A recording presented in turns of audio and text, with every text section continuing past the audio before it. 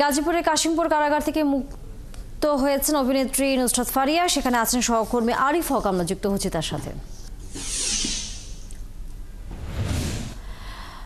আরিফ, কটা নাগাদ নুসরাত ফারিয়াকে পরিবারের কাছে হস্তান্তর করা হয়েছে?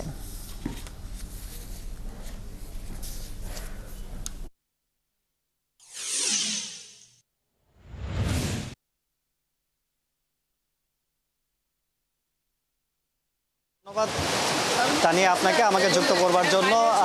আজকে বিকেল 3:30টায় গাজীপুরের কেন্দ্রীয় কারাগার সেখান থেকে মুক্তি পান নুসরাত ফারিয়া এবং আমরা কথা বলছিলাম কেন্দ্রীয় কারাগার কাশিমপুর কেন্দ্রীয় কারাগারের মহিলা কারাগারের যিনি জেল সুপার রয়েছেন কাওয়ালিন নাহার, তিনি বলেন যে আদালত থেকে কাগজপত্র এসে দুপুরে কারাগারে এসে পৌঁছায় এবং তারপরে কাগজপত্র যাচাই বাছাই করে এবং নুসরাত ফারিয়ার বিরুদ্ধে অন্য কোনো মামলায় আটক আদেশ না থাকায় তাকে 3:30টার দিকে পরিবারের কাছে হস্তান্তর করা হয় এবং এই সময় নুসরাত ফারিয়ার মা জনাবা ফেরদৌসী পারভিন এবং নুসরাত ফারিয়ার চাচাতো বোন লামিয়া সেখানে উপস্থিত ছিলেন। 3:30টার দিকে নুসরাত ফারিয়া এই কারাগার থেকে মুক্তি পান এবং গাড়ি নিয়ে বের হয়ে যান।